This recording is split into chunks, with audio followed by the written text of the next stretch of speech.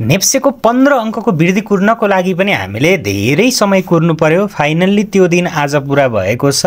कारोबार रकममा पनि सुधार भएको छ र हामीले हिजोको दिनमा जे कुराको अपेक्षा राखेका थियौं, मार्केट यस्तो हुन सक्छ है भनेर अनुमान गरेका थियौं, फाइनल्ली त्यो कुरा चाहिँ आज पुरा पनि भएको छ।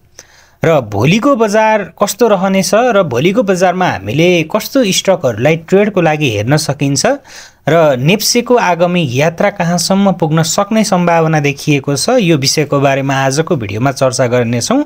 त्यसकारण भिडियोको अन्तिमसम्म हाम्रै साथमा रहनुहोला र शेयर मार्केटसँग सम्बन्धित अन्य भिडियोहरू हेर्न चाहनुहुन्छ भने हजुरहरूले पक्कै पनि हाम्रो च्यानल शेयर मार्केटिङ नेपाललाई सब्स्क्राइब गरी साइडमा रहेको बेल आइकनलाई पनि क्लिक गर्न नभुल्नुहोला, जसको कारण हामीले अपलोड गरेको भिडियो सबैभन्दा पहिले हेर्न र सुन्न सक्नुहुन्छ। आउनुहोस् अब हामी विषयवस्तुतर्फ लागौँ। नेप्से आज 2565.80 को बिन्दुमा पुगेर बन्द भएको छ। आज 15.44 अङ्कको वृद्धि देखिएको छ। कारोबार रकममा पनि हामीले हिजो अस्तिको दिनभन्दा आज केही सुधार भएको देख्न सक्छौँ। 4 अर्ब हाराहारीको कारोबार रकम देखिएको छ। मार्केट 2500 को बिन्दुमा हुने बेलामा 4 अर्बको कारोबारलाई हामीले पक्कै पनि नराम्रो भन्न सकिँदैन। आवलीको टाइम फ्रेममा बजारको अवस्था पनि हामीले चेक गर्नेछौँ। त्योभन्दा अगाडि चाहिँ हामीले अन्य इन्डिकेटरहरूको बारेमा पनि केही सामान्य अपडेट लिँदै जाउँ है त। जस अनुसार हामीले आरएसआई अनुसार हेर्छौँ भने 46 को रेन्जमा रहेको छ आरएसआई। आज एक दिन मार्केटमा 15 अङ्कको वृद्धि हुँदैमा सबै कुरा चेन्ज भयो।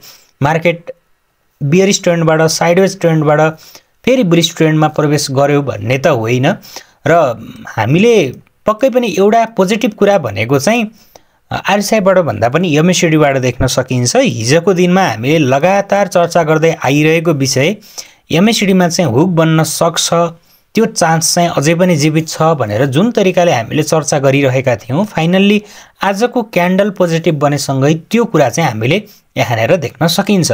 अब झुक्क्याउन त झुक्क्याउँछ, बारम्बार झुक्काइरहेको हुन्छ होइन, तथापि यो भनेको चाहिँ हाम्रो लागि एउटा स्ट्रङ बाईको सिग्नल चाहिँ पक्कै पनि हो है त। अब जिरो लाइनभन्दा माथि गएको भएदेखि चाहिँ बजार अझै तेजीका साथमा माथि जान सक्ने अवस्था हुन्थ्यो, तर एमएसिडी लाइन र सिग्नल लाइन चाहिँ अहिले जिरो लाइनभन्दा तल नै एउटा चाहिँ पुलब्याक देखाएको छ। यो जिरो लाइनभन्दा तल भइसकेपछि त्यति धेरै हामीले पोजिटिभ त पक्कै पनि लिँदैनौँ होइन। जिरो लाइनभन्दा माथि एमएसिडी लाइन र सिग्नल लाइन हुन्छन् भने त्यो टाइममा मार्केटमा एकदमै तेजी आउने गर्दछ। यो जिरो लाइनभन्दा तल भएको मार्केटमा बजार बढे तापनि त्यस्तो धेरै गति लिन सक्ने टाइपको चाहिँ पक्कै पनि हुँदैन। सो एउटा राम्रो किसिमको सिग्नलको रूपमा तथापि हामीले यसलाई चाहिँ हेर्न सकिन्छ। सो एउटा यो कुरा चाहिँ हामीले आजको मार्केटमा एकदमै पोजिटिभ पाएका थियौँ र मार्केट एउटा राम्रो डिमान्ड जोनको एरियाबाट फर्केर माथितिर लागिरहेको छ। अब मार्केटमा हामीले एउटा राम्रो सपोर्टको रूपमा चाहिँ यो 2530 तिरको बिन्दुलाई हेर्न सकिन्छ, तर मार्केट तथापि आज दिनभरिमा बढेर 2580 तिरको बिन्दुसम्म पनि पुग्यो, तर क्लोज हुने बेलामा थोरै तल झरेको छ।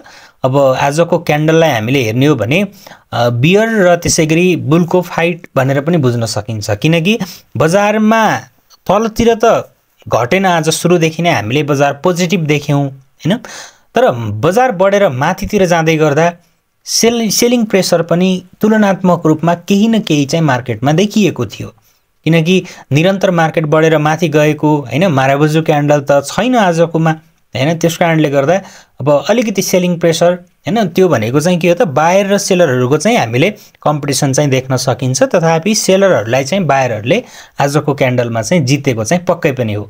माथिल्लो रेन्जमा पुग्दै गर्दा लगानीकर्ताहरूमा चाहिँ कन्फिडेन्स नआएको हुनाले, मार्केटको मोमेन्टम राम्रो नदेखिएको हुनाले माथिल्लो प्राइसमा गएर लगानीकर्ताहरूले चाहिँ खरिद गर्न त्यति बढी रुचाएको जस्तो चाहिँ हामीले आजको मार्केटबाट चाहिँ पाउँदैनौँ है त। त्यो कुरा भनेको चाहिँ आज एउटै क्यान्डलमा सबै कुराको सोलुसन हुने होइन, सबै मोमेन्टम एकै दिनमा देखिने होइन। त्यसको लागि चाहिँ स्टेप लाग्छ, टाइम लाग्छ, बिस्तारै बिस्तारै गरेर चाहिँ मोमेन्टम चाहिँ पोजिटिभ हुँदै जाने हो। सो आजको मार्केटबाट धेरै कुरा चाहिँ हामीले पोजिटिभ पाएका छौँ। सो अब रेजिस्टेन्सको पार्टलाई हामीले हेर्छौँ भनेदेखि चाहिँ 2652 को बिन्दुमा रहेको छ अहिले। अब यो पोइन्टलाई चाहिँ मार्केटले क्रस गरेर माथि जानुपर्छ है त। अब यो पोइन्टलाई क्रस गरेर माथि गयो भने मार्केटको चाहिँ ट्रेन्ड बल्ल के हुनेछ त बुलिस भनेर चाहिँ हामीले प्रष्ट रूपमा बुझ्न सक्नेछौँ। अन्यथा अब यो बिचमा चाहिँ हैन यहाँसम्म पुग्छ, फेरि करेक्सन हुन्छ, तल आउला, फेरि बढ्ला, यो भनेको चाहिँ पुरै साइडवेज मार्केट हो। अब साइडवेज मार्केटमा पनि सानो सानो स्विङहरू आइरहेको हुन्छ।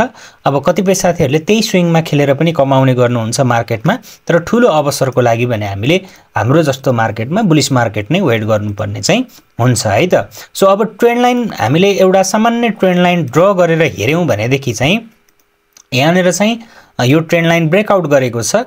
ब्रेकआउट गर्दै गर्दा 9 अर्बको भोल्युम देखिएको छ। लगभग ट्रेन्ड लाइनलाई चाहिँ रिटेस्ट गरेर अब यहाँबाट चाहिँ मार्केटले गति लिन सक्ने चान्स चाहिँ एकदमै धेरै रहेको छ। सो हामी धेरै कुरा चाहिँ बजारप्रति अझै पनि पोजिटिभ रहन सकिन्छ। बोलिन्जर ब्यान्डमा पनि हामीले आजको मार्केटमा हेर्छौँ भने मिड ब्यान्डभन्दा थोरै माथि गएर क्लोज लिएको छ। कमसेकम पनि यहाँबाट टार्गेट 1 भनेको त हामीले राख्ने अप्पर ब्यान्ड नै हो, जुन 2640 को पोइन्टमा रहेको छ। यो पोइन्टमा चाहिँ हामीले टार्गेट चाहिँ आफ्नो राख्न सकिन्छ। फर्स्ट टार्गेटको लागि चाहिँ यही पोइन्टलाई हामीले हेर्न सकिन्छ। फर्स्ट टार्गेट नेप्सेको त्यति धेरै छैन, जम्मा 2-3% मात्रै छ, तर यो 2-3% नेप्से बढ्दै गर्दा तपाईले 10-15% पनि स्टकहरुमा रिटर्न चाहिँ प्राप्त गर्न सक्नुहुनेछ, किनकि सबै कम्पनीको स्टक प्राइस बढ्छ भन्ने पनि हुँदैन के। र घटेको अवस्थामा हामीले त्यही लोअर ब्यान्डसम्मको आसपास चाहिँ बोलिन्जर ब्यान्डबाट चाहिँ हेर्न सकिने अवस्था हुन्छ। र सुपर ट्रेन्ड चाहिँ पक्कै पनि 2645 मा रहेको छ। 2645 लाई चाहिँ मार्केटले ब्रेकआउट गर्यो भनेदेखि चाहिँ सुपर ट्रेन्डले पनि हामीलाई एउटा ग्रीन सिग्नल अथवा हरियो झण्डा चाहिँ त्यति बेला देखाउनेछ। सो यो त थियो डेलीको बारेमा केही सामान्य अपडेट। अब आवरलीको टाइम फ्रेममा मार्केट आरएसआई अनुसार हामीले हेर्छौं भने आरएसआई मा सामान्य नर्मल बुलिश फेजमा नै चलिरहेको छ। 53 मा रहेको छ र 53 भनेको चाहिँ नर्मल बुलिश नै मान्न सकिन्छ।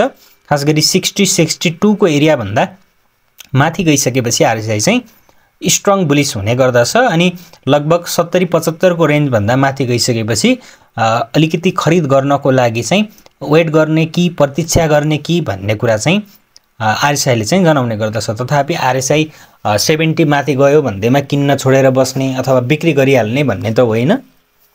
आरएसआई सँगसँगै अरू इन्डिकेटरहरूलाई प्रयोग गरेर त्यो इन्डिकेटरले के बताइरहेको छ त्यसको आधारमा चाहिँ हामीले ट्रेड गर्न सक्ने अवस्था बन्ने गर्दछ। एमएससीडी मा हामीले हेर्छौं भने बुलिश क्रसओभर देखिएको छ, तर आवरलीको टाइम फ्रेममा पनि जीरो लाइन भन्दा तल नै रहेको छ। बोलिन्जर ब्यान्डमा चाहिँ आवरलीको टाइम फ्रेममा अप्पर ब्यान्डलाई ब्रेकआउट गर्यो, तर माथि नै रहन सकेन, थोरै करेक्सन चाहिँ देखिएको छ। सो भोलिको इन्ट्राडेमा करेक्सन भएर लगभग 2550 को पोइन्टसम्म झर्छ भने पनि बजार चाहिँ आवरलीको टाइम फ्रेममा बोलिन्जर ब्यान्ड अनुसार चाहिँ पोजिटिभ रहन सक्छ है त। सो अब ट्रेडको लागि त्यति धेरै हामी एग्रेसिभ नै भएर गइहाल्नु पर्ने जस्तो चाहिँ पक्कै पनि देखिएको त छैन। अझै पनि धेरै इन्डिकेटरमा हामीले कन्फर्मेसन पाएका छैनौं। हुन त इन्डिकेटर भनेको आफैमा के हो भने अलिकति ल्यागिङ हुने गर्दछ हैन।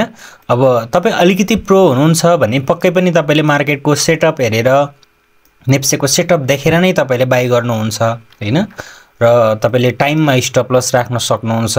अथवा तपाई भर्खर सिकारो हुनुहुन्छ, इन्डिकेटरलाई तपाईहरुले युज गर्नुहुन्छ भनेदेखि चाहिँ तपाईले के गर्नु पर्यो त, इन्डिकेटरले चाहिँ तपाईलाई अलिकति ढिला मात्रै कन्फर्मेसन दिने गर्दछ बाइको लागि पनि र सेलको लागि पनि, तर एक्युरेसी चाहिँ तपाईहरुले अलिकति राम्रो पाउन सक्नुहुन्छ। खास गरी एमएसडी, बोलिन्जर ब्यान्ड, आरएसआई यिनीहरुले चाहिँ राम्रोसँग काम गरिरहेका छन्। अब त्यो इन्डिकेटरहरुलाई पनि कसरी प्रयोग गर्ने हैन, त्यसको टाइम फ्रेम चेन्ज गरेर हुन्छ कि अथवा त्यसमा पनि हामीले कसरी अझै एक्युरेसी बढाउने, त्यो तर्फ चाहिँ तपाईहरु बिस्तारै जानुपर्ने हुन्छ। सो अहिलेको मार्केट हेर्दै गर्दा ट्रेडको लागि केही कम्पनीहरु राम्रा हुन्छन्, पक्कै पनि रहेका छन्। अब अहिले नेप्सेमा हामीले एमएसडी लाइन तपाईहरुले नर्मल एमएसडी लाइन युज गर्नुभयो भने नेप्सेमा एमएसडी अहिले कहाँ छ त, जीरो लाइन भन्दा तल रहेको छ हैन। तर यस्तो स्टक खोज्नु पर्यो जीरो लाइन भन्दा माथि भएको पनि खोज्नु पर्यो, र साथसाथै त्यसमा चाहिँ बुलिश क्रसओभर पनि देखिनु पर्यो। सकेसम्म फ्रेश बुलिश क्रसओभर भएको राम्रो अथवा पुलब्याक भएको राम्रो हैन। कमसेकम यस्तो मात्रै भए पनि एमएसडी लाइन र सिग्नल लाइन चाहिँ जीरो लाइन भन्दा माथि गएको हुनु पर्यो हैन, पहिलो कुरा भयो। दोस्रो कुरा भनेको चाहिँ लगभग सकेसम्म आरएसआई चाहिँ 60 भन्दा माथि हुनु पर्यो र एकपटक लगभग 70-75 को रेन्जमा पुगेर त्यहाँबाट करेक्सन भएर लगभग 60-62 तिर आएर फेरि माथितिर जान लागेको टाइपको स्टक चाहिँ तपाईले छुट्याउनु पर्यो हैन। त्यसरी चाहिँ तपाईले स्टकहरु चाहिँ हेर्नुपर्ने हुन्छ। अब आजको भिडियो धेरै लामो नगरौँ, त्यसको बारेमा छुट्टै भिडियोहरुमा हामीले चर्चा गर्दै जाउँला। र अब भर्खर म एक्टिभ भएको छु, बिस्तारै त्यसको बारेमा चाहिँ हामीले थप भिडियोहरु पनि गराउने छौं। त्यसको लागि तपाईहरु हाम्रो च्यानलसँग चाहिँ जोडिनु होला र त्यसरी चाहिँ तपाईले ट्रेड गर्दै जानुहुन्छ। अथवा तपाईहरुको लागि चाहिँ यो साहस ऊर्जा भयो हैन, अनि यमियन भयो, यो दुईवटा हाइड्रो भनेको चाहिँ डिभिडेन्डको लागि तपाईहरुले एकदमै बेस्ट छन् के। यो दुईवटा कम्पनीहरुले तपाईहरुलाई यो वर्ष राम्रो डिभिडेन्ड दिए, आगामी वर्ष पनि डिभिडेन्ड दिन सक्ने क्यापेसिटी गराउने टाइपको हो हैन। हाइड्रो पावर कम्पनीहरुमा तपाईले डिभिडेन्ड खाने हो भने, डिभिडेन्ड खानको लागि तपाईले किन्ने हो भने यो दुईवटा स्टक चाहिँ तपाईहरुको लागि बेस्ट हुन सक्छ हैन। अब आफ्नो लगानी के हो त, तपाईले सर्ट टर्मलाई खेल्ने हो भने तपाई डिभिडेन्डतिर जानु भएन हैन। म 2-4 वर्षको लागि ढुक्क भएर कुनै कम्पनीमा लगानी गर्न चाहन्छु र त्यो कम्पनी हाइड्रो होस् भन्ने हो भने तपाईहरुले यो दुईवटा कम्पनीहरुलाई चाहिँ हेर्न सक्नुहुन्छ हैन।